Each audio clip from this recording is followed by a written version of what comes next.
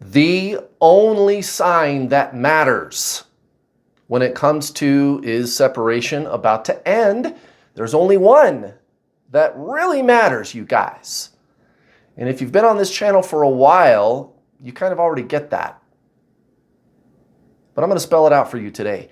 The only sign that matters is that you are no longer looking for external signs, and instead you are doing something about it. Now remember, there's one thing that everybody agrees upon when it comes to twin flames. And I mean everybody.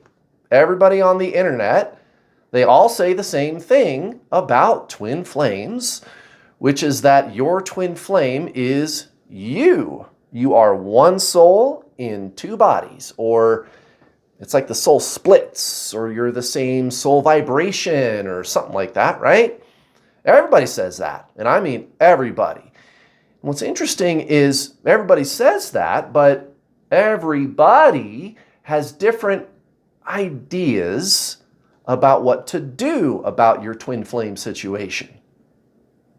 Well, how can that be? Everybody's on the same page about what a twin flame is, but everybody's prescription is different. Now, if we know what twin flames are, then what's the problem? And let me tell you something. That which is looking for external signs, seeking, searching, I've got to find out what, you're still watching videos, right? On YouTube, and that's fine. Keep doing that for now, right? It's kind of a weird irony.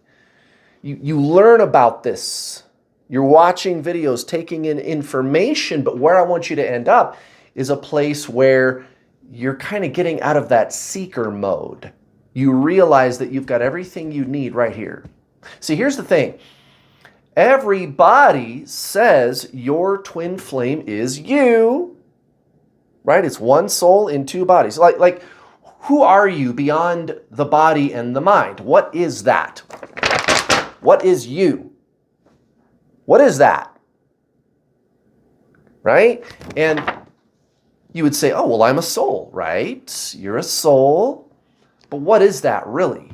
Because up to this point, it's really just kind of a conceptualization of what me is, or you, depending on if it's first person or third person. And it's not actually you who is looking for these answers, looking for signs, trying to understand, figure out what to do. It's not actually you. You think that it's you. But here's the trick. You are not that which is seeking. You are not that which is searching for signs. That's the little me, the ego mind, the personality, the id. It's an entity. And you realize that it's not you. That's where you're being taken here. It's energetic. Now, it's interesting to note that there's all the numbers and synchronicities, and you've got this weird, eerie knowing that your life is about to change in ways that you can't explain. You're like, I just know my life is going to change so fundamentally, but I can't explain why. Now, that weird, eerie knowing is the real you. It's the soul. So, again, I say to you, when separation is about to end is when you're doing something about it. You're not just sitting around waiting for it to happen. You see, the ego mind, personality, the identity entity, it is externalized. It's externalized because it's duality. See, that's where the whole yin-yang thing came from, right? Yin-yang, that's the ego mind. Duality, that's what that is. That's how the mind functions. And because it's duality, it's externalized. It's the seeker. It is what is searching, looking for answers. And again, that's fine if that's where you're at right now. That's where you're at. That's the weird irony about this, is you kind of need to learn first. But eventually, my friends, what's going to happen is you're going to have an epiphany where you realize that you are not that which is seeking. There's this divine presence behind the seeker, which silently watches the seeker. And I've got some interesting news for you. That's the real you. The soul. Remember, what does everybody on the internet say? And I mean fucking everybody. You and your twin flame are the same soul, and that is absolutely true. And again, if everybody knows what twin flames are, what's the problem? Well, it's because most of the advice you're getting is coming from their little me, whoever's giving you said advice, right? Their mind, personality, the identity entity. It's going to tell you you got to do all this healing and clearing karma and fixing your inner childhood wounds and balancing your inner feminine and masculine and doing the mirror exercise. And, maybe those things are fine to do on their own, but that's not going to help you with your soul. Because here's the thing. The soul is whole. W-H-O-L-E. It's complete. It can't be damaged, fractured. I mean, I've heard a few, I guess what you would call like new age hippie type people. God bless their hearts. I know they're just trying to help, but I've heard them say things like, oh yeah, your soul can be fractured. Really? How come every single ancient Zen tradition tells you otherwise? And when you experience that completeness and that oneness of the soul, certainly being fractured or split, that isn't your experience. It's that you're infinite and you are whole now. That's why Eckhart Tolle's book is called The Power of Now. So what's the problem here? Why the prescription that you got to do all this healing and stuff?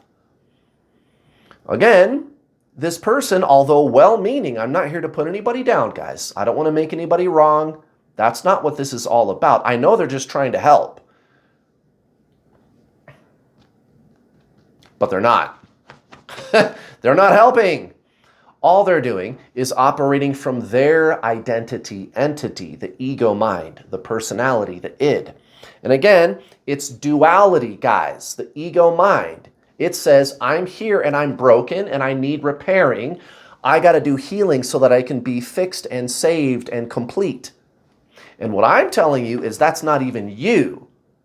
That's the ego mind. And by the way, I'll make it real easy for you to understand what's going on. It's called psychology. Psychology and metaphysics. And then they just put the label spiritual on it. It's not spiritual. Again, I'm not here to put anybody down, guys, but I want your suffering to end now. And there's only one way. Remember who you really are. You are not the seeker. You are not the ego mind. You are not that which says, I'm broken and I need healing. I'm here and I got to get there to that outcome. Duality, externalization, the ego. It's looking for signs. It's looking for answers. It's looking for steps, stages, instructions, checklists. And with the soul, there isn't any. The soul is a monad. It's complete non-duality. Guys, this comes right out of the Tao, ancient Buddhism, ancient Christianity. The soul is a monad. It is singularity. It's whole. It needs nothing outside of itself. Now, let me give you some resources. Because again, if instead of looking desperately for signs and a solution to fix something that's broken, which is psychology, and I'm not saying psychology is bad, that's just not what spiritualism is. So if you're ready to go beyond the ego mind and remember that you are that silent witness of the ego mind, the quiet presence, here's what you need to do. You need to let go of the psychological and metaphysical healing modalities. That's number one. They're not spiritual. I know these people are good people. I know they're just trying to help, but they're not. They keep you stuck in the same old cycles. Searching, seeking. That's number one. Number two, read Untethered Soul by Michael Singer or The Power of Now by Eckhart Tolle, or both. Read those two books.